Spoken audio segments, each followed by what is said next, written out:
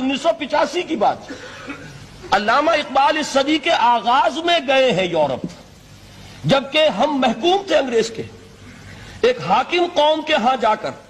اس سے مروبیت کتنی شدید اس وقت تھی، جو جاتا تھا اکثر و بیشتر جو ہے واپس آتا تھا تو کھڑے ہو کر پیشاب کرنا ضروری سمجھتا تھا، اس لیے کہ اس نے وہاں پر لوگوں کو یہی کرتے دیکھا۔ ان کا لباس، ان کی وضاقتہ، ان کی تہذیب، ان کا تمدن، ہر طرح سے ان کے گن گاتا ہوا، ان کے لیے وہ بہت قصیدے جو ہیں تعریف کے کہتا ہوا آتا تھا۔ لیکن ایک علامہ اقبال کی شخصیت وہ ہے کہ وہ یہ خود کہتے ہیں کہ میں اس آگ میں ڈالا گیا ہوں مثل خلیل، مغربی تہذیب کے اس الاؤ میں مجھے اس طرح ڈالا اللہ نے جیسے کہ حضرت ابراہیم کو آگ میں ڈلوایا۔ میں اس تہذیب کے اس الاؤ کے اندر سے ہو کر آ رہا ہوں،